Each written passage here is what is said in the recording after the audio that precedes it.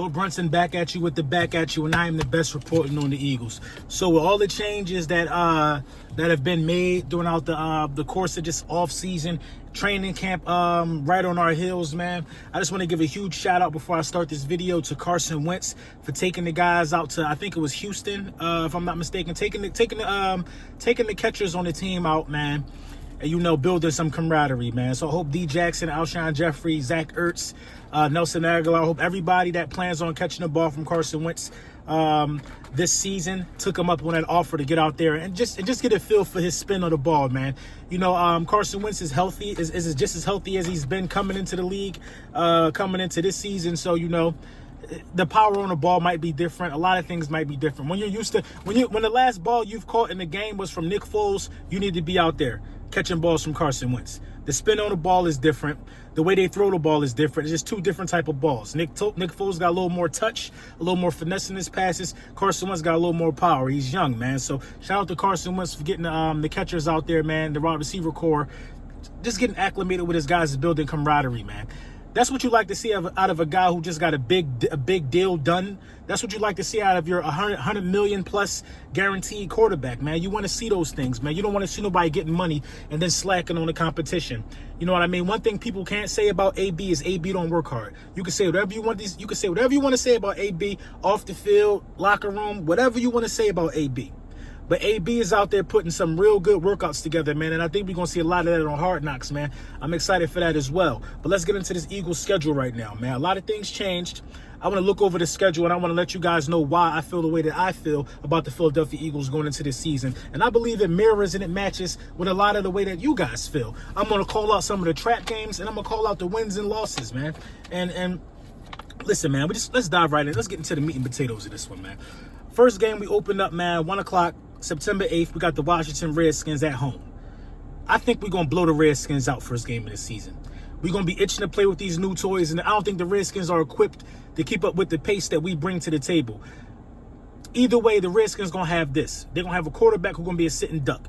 You ain't getting no movement out of Case Keenum, or you ain't getting no movement out of Haskins. Whoever you start is going to be lunch for the offensive line. That's how I'm looking at that game. That's a win, man. The second game of the season, going into Atlanta, man, 8:20 game, primetime game. I think that's a trap game, dog. I think we're going to pull it out, but I think that's going to be a really tough game against the Atlanta Falcons. I plan on actually attending that game. I think that's a trap game right there. But I got to set 2-0 right there, man. 2-0. We got the Lions. That should be a body bag. 3-0. 3-0. Now, listen, we should be the favorite in the first 3 games. Let's just call a spade a spade. So it's just not me going on a tangent of me just thinking too highly of my roster. No, I know that we should be a favorite against the Redskins, the Falcons, and the Lions. Yeah, and we should be a favorite against Green Bay. But they're going to boost Green Bay up. That's the 4th game, actually. I think we'll actually take a loss right there to Green Bay. It's in Foxborough, another primetime game. So right now you got a 1 o'clock game primetime, 1 o'clock primetime. So it's in Foxborough. You know what I mean? Looks like it's on the heels of a short week. We play the Lions on the 22nd. Then we got Green Bay right there on the 26th. So you're only getting like a 4 games in between, 4 days in between games. So I think we take a loss right there. You know what I mean? But it's cool. It's cool to take that loss right there, in my opinion. We don't get a full week's worth of rest. Guys don't get their bodies right.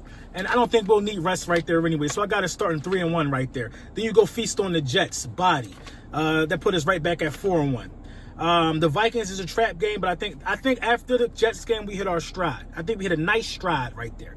After we beat up on the Jets, then we go see the Vikings for another trap game. I think we take them out. We see the Cowboys on 8:20. I think we take them out. We see the Bills. I think we take them out. I think that's actually a cakewalk. So right now, in the first 1, 2, 3, 4, 5, 6, 7, 8 games, I feel like we got 3 cakewalks. The Bills, the Lions, and the Redskins. I feel like we had 3 cakewalks in the first, you know what I mean? But you can't sleep on nobody. It is what it is.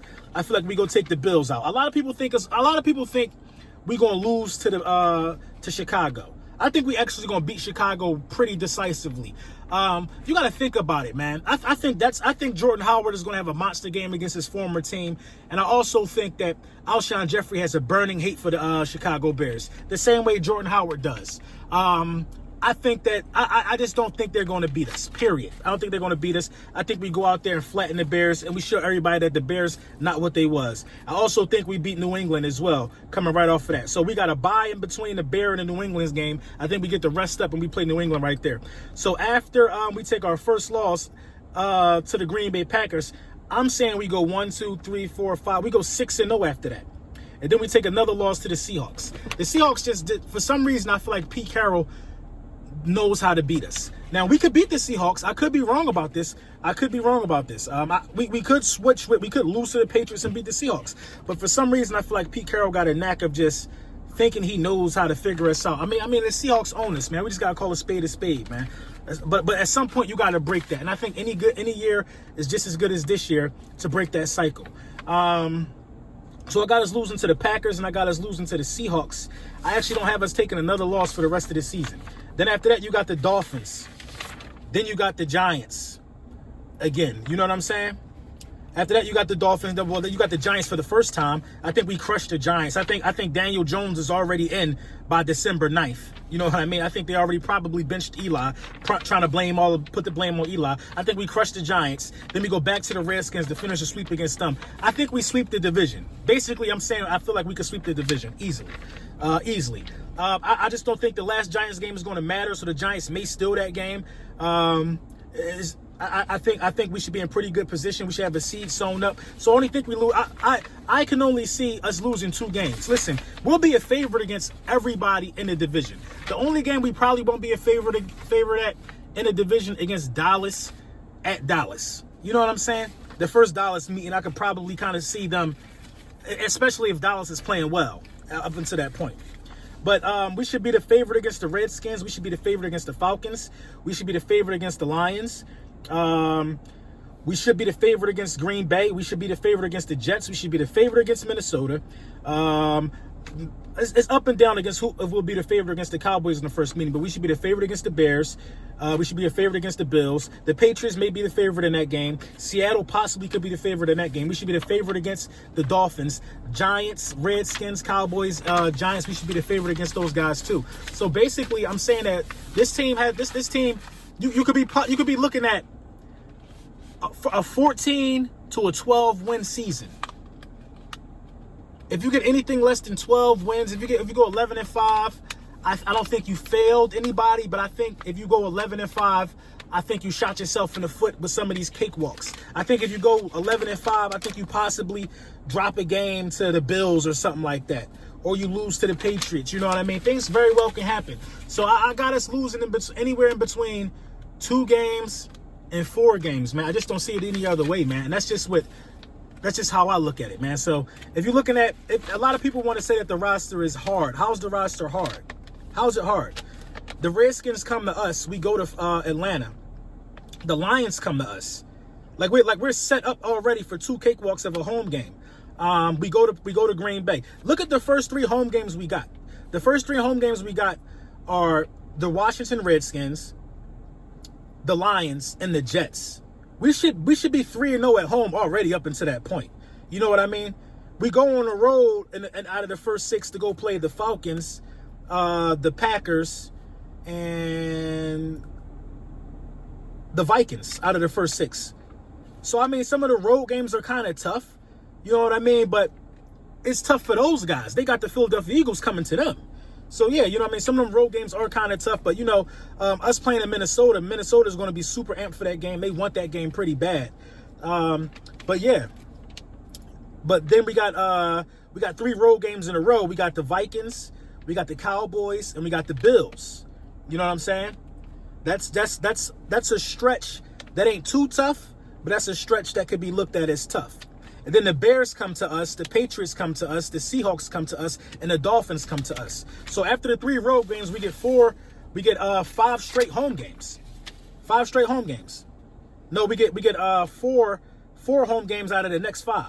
So we go to Miami, which we plan on doing that at the very end of things anyway. So we go to Miami, and then we have the Giants coming to us, and not in order. Well, I'll put it in order. We got the Bears coming to us, the Patriots coming to us, the Seahawks coming to us, and the Giants out of that next stretch. And then we go to the Redskins, body bag. then the Cowboys come to us, body bag. You know what I mean? I'm on the fence of saying we're gonna have a tremendous season, man. I'm not even on the fence of it, man. It's like I could look at the division and I could look at the players. Like, I'm looking at our division. Our division is 2 teams in our division who just flat out probably won't be any match for us. And I'm looking at the division we got to play. They only have 1 team in that division that's really competitive, and that's just the New England Patriots. The Jets are dead. The Bills are dead. The Dolphins are dead meat. There's no way those 3 teams beating us, bro. No way those 3 teams beating us. So if you add our division being soft, in my opinion, and their division being soft, come on, what's that like?